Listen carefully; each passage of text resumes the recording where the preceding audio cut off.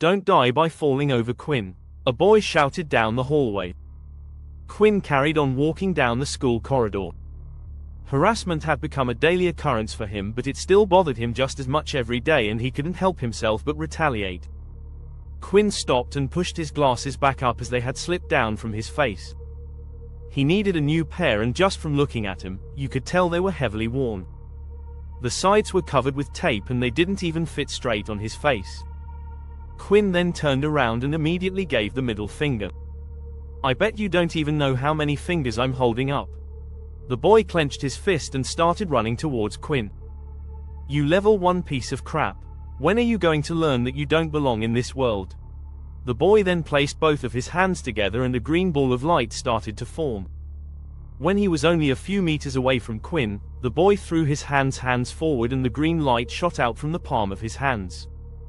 Quinn had nowhere to go and the beam of light was too fast for him to dodge. All he could do was grit his teeth and bear the pain. As the light hit Quinn, his body was lifted into the air and sent flying backwards into the corridor wall. What's going on? One of the students nearby said. Are they fighting on the last day of school? A crowd had immediately formed outside as people were interested in what the commotion was about. One of the female students ran over to the damaged part of the wall to check on the student's safety. The dust started to settle and Quinn's slightly curly black hair was coming into view.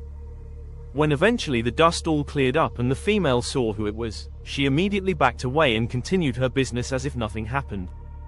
When the female student had returned to her friends, Quinn could see that they were laughing at her. I can't believe you tried to help him. I didn't see who it was, the girl retorted with flushed cheeks. After that, Quinn stood up and picked his glasses up off the floor. Once again one of the sides had fallen off. Damn it, not again. It was the last day of school, Quinn, and he was hoping once someone wouldn't anything with him. Quinn's sick and tired of it, and he wasn't the type to ignore it either. Had seen people who had chosen to keep their head down tolerate the harassment, and their treatment was far worse what he got. Quinn didn't bother to stay school like the rest of students.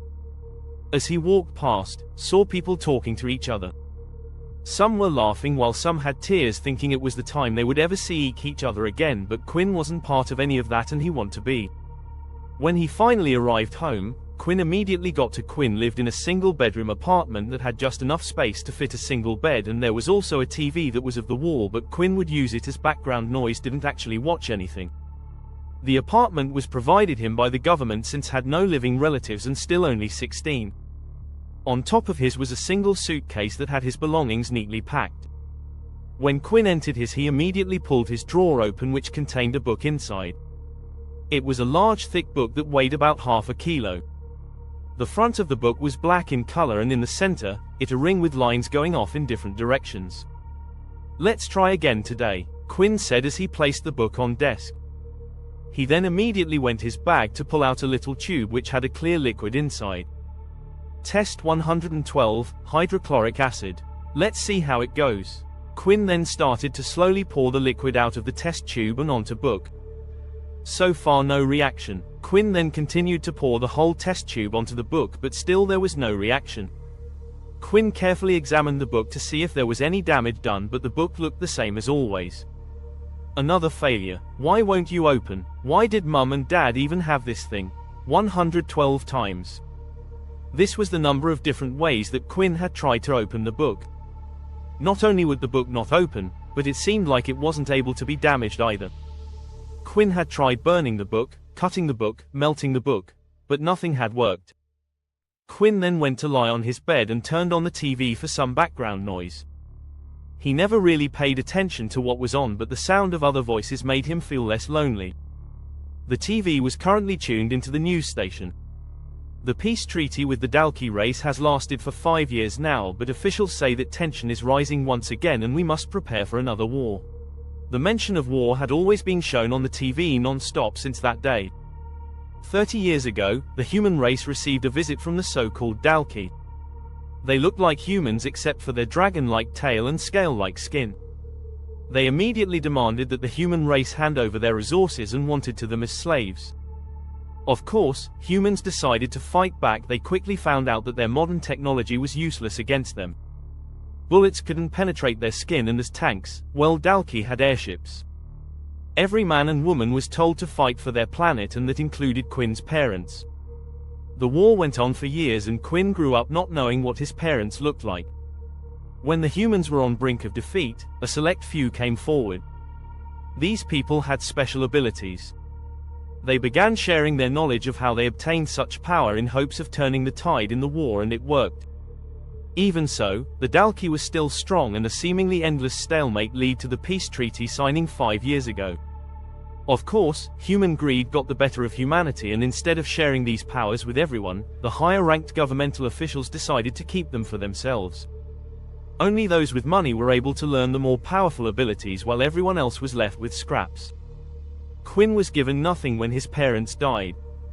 The government agreed to pay for his living accommodation while he was in school, but that was it. When his parents died at the age of, an agent appeared at his doorstep and handed him a book. He told this was the only thing parents possessed which passed down when they died. Why is the world so unfair? Quinn got out of his bed, started walking over to his desk. He picked up his glasses, were still slightly broken, decided he needed to fix them. He noticed that one of the lenses was slightly out of place, and to punch it back into its frame. "Come on, just get in," he shouted as he pushed down hard. The lens suddenly smashed into pieces, and one of the shards of glass created a deep gash in his thumb. "Why does the world hate me?" Quinn immediately started to clean up the little pieces of glass and noticed a piece had landed on top of his book. As Quinn removed the piece of glass, a drop of blood from his thumb landed in the center of the book. The ring around the center of the book started to glow, and suddenly the book started to lift itself into the air.